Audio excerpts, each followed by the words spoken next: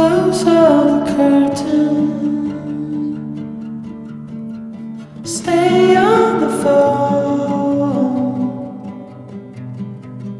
We are the monsters holding you still. We are the gallows up on the hill. Hey guys, this is Tattoo Tony, and today we're going to explore a school with everything left behind that's connected to probably at least 5 murders and a rape. This school, I guess, has a good history combined with a tragic and disturbing history. We'll start off with Donald Ray Burt Jr. was sentenced for killing Neil Boyd, a 16-year-old student outside of the high school in Gary. The murderer insisted he didn't kill Boyd. "I admit I was at school and had a gun," Burt told the courtroom shortly before he was sentenced. "Despite what people said at my trial, I didn't know Neil Boyd. I just happened to be at school that day. I didn't have a reason to kill Neil Boyd. He ain't never done anything to me." Lake County Deputy Prosecutor Nicole Spicer said Burt confessed to a girlfriend that he shot and killed Boyd. She said he also confessed to 2 Gary police officers, and they recommended that he be sentenced to 60 years in prison. Okay. And then there was a gentleman who was involved in another crime or shooting, and his name was last name McQuay. He was released to Gary Parole District on July 23rd, about 7 weeks before he was in a fatal crash and died. But what he was convicted of, McQuay was convicted of voluntary manslaughter and attempted voluntary manslaughter after he fired into a crowd on October 10th of 1997 at Lew Wallace High School at a homecoming game. And the shooting left a pregnant Gary woman, 18-year-old Kelly Franklin, dead and injured. Also dead and injured were another teen boy and girl. During his trial, witnesses said McQuay, a former Lew Wallace student, was a member of the Vice Lords gang and was shooting at rival gangster disciples in the crowd at the game. The shooting spread fear throughout the city and led some school officials in northwest Indiana to question the safety of playing against Lew Wallace at both home and away games. Cheerleaders from the Crown Point High School chose not to attend the game against Lew Wallace 2 weeks after the shooting. Gary and school officials ramped up security at the games after the shooting. Look how deep that pool is. Beautiful high school, though. It's very sad that it's closed. Is this school haunted? There's certainly a lot of tragedy that happened here. Then there's teachers who worked here for a long time who were murdered. A Maryville teen, which is a city right next to Gary, pled guilty involuntary manslaughter in the slaying of an 80-year-old Gary high school teacher. Royal Marshall, who was 17 at the time that he was convicted, was sentenced to 30 years in prison.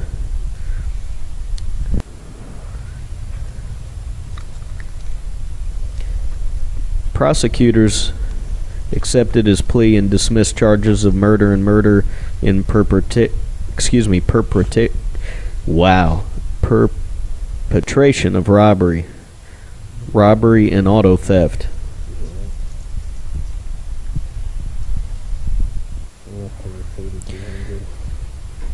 So, in any case, the teen killed Anna Schultz, a Lew Wallace High School teacher, in her Maryville home. The teen that committed murder fled from police after a possible burglary. He saw a house with an open door and attempted to hide there. He startled Schultz while inside her home and grabbed a knife and cut her neck. Her Cadillac was missing when she was found dead in her home. Police recovered the vehicle in an alley behind the home of a relative of his, so that was pretty smart, dumping the car next to his relative's house. Not a genius, I'm thinking. A pair of women's shoes appeared to have blood on them and was located in the car. Police searched for the murder weapon in a pond behind her home, but they recovered nothing.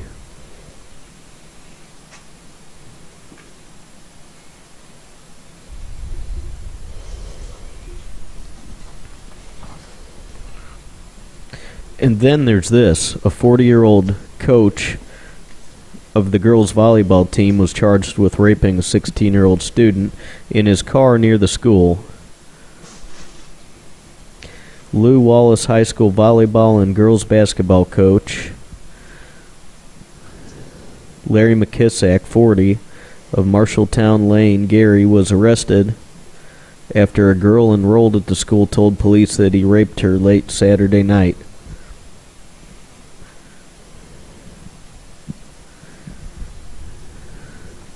So, anyways, I don't know what really happened, but McKissack, who was a coach at the school for over a decade, was arrested Sunday and charged with Class B rape. While this means that no weapons were alleged to have been used, Burns said McKissack was released from Lake County Jail, Crown Point, Tuesday after posting a $15,000 bond. According to Burns, the girl went to police shortly after the alleged rape. Earlier that evening, the volleyball team had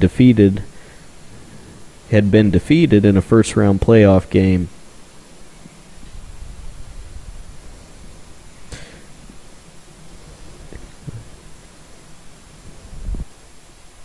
On Tuesday, after charges against the coach came to light, some students were visually upset. And at the time of this article, nothing had been proved. So,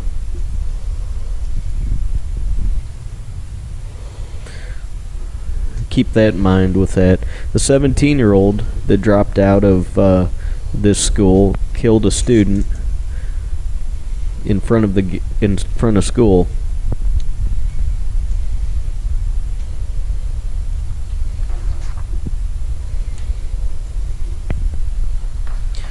So anyways, there's a lot of violence.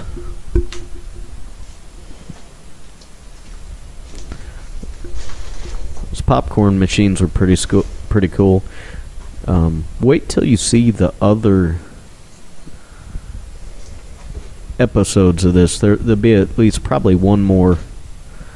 And the further we get into the school, the more stuff was left behind. I mean, there's a lot of stuff in it here, but the further we got, the more seemed to have been left. A lot of really cool and interesting stuff, so remember to share the videos, guys. I'm hopefully, you know, I took this trip, spent up my budget on it, hoping to recoup so I can go and film more and put out more videos for you guys. So I'm really hoping this does well. A lot of trophies left in the school. Looks like the school had won quite a bit. Talked to a couple people that were real upset about the school closing. They said it was a really nice school, and from what's inside this facility, you can, you know, the swimming pools and some of the stuff you'll see in the next video, you can tell it must have been a very nice school. And the school, I believe, was closed in maybe 2014, but it's rapidly decaying. There's a lot of water damage, and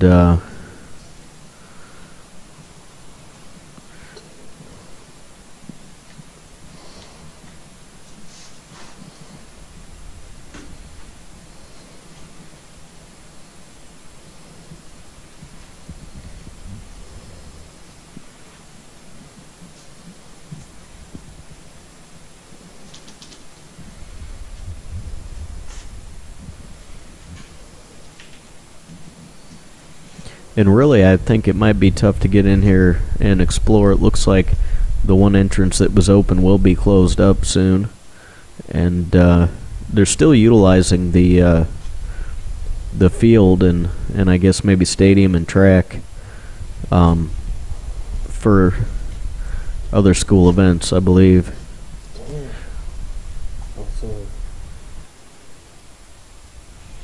And got to give a shout out to a guy who went to high school here.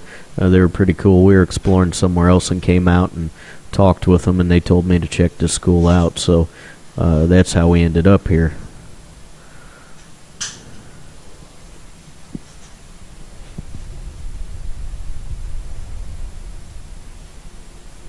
I'm also hoping some people that went to school here get to see this video.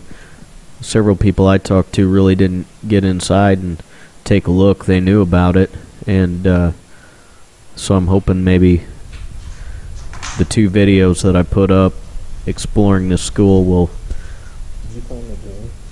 it'll be cool when people went to school here get to see it.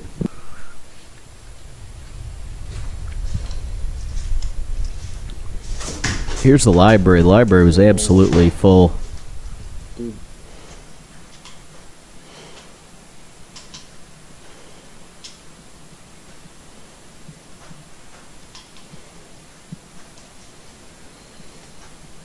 Well, this is the best library we've ever found.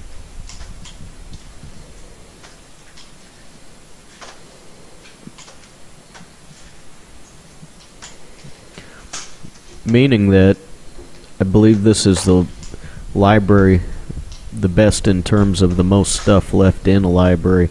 There were still items on the desks, old televisions, computers.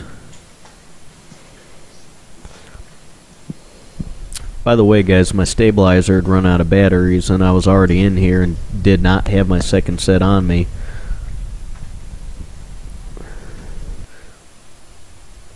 So I apologize that the video's not as steady as usual, but I think you can still see what's going on here.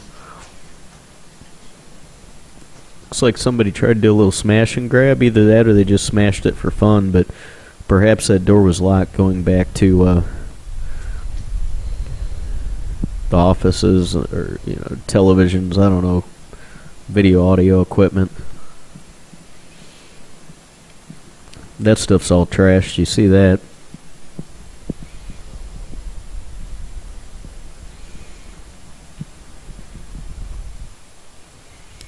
(2012) class of 2012. I think the last year again was 2004.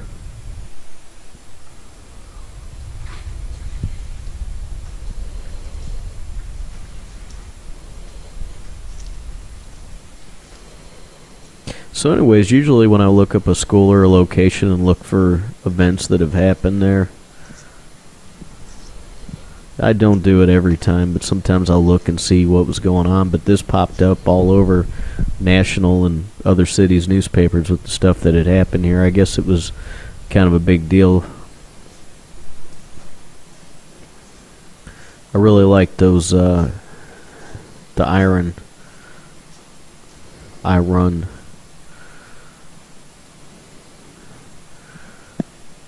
handrails. This door, really cool too. Check that out. And if you look it up, I believe the school's namesake was a World War II veteran, I believe. A notable veteran.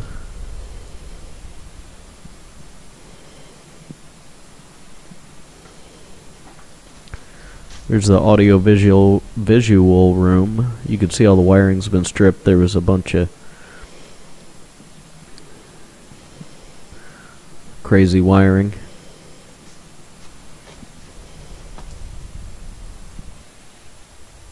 Still some TVs left. Those have little to no value these days anyways. That's an older projector. That one looked cool. Here's those bundles of wires. Routers, I guess, maybe for their network. That's what I'm guessing.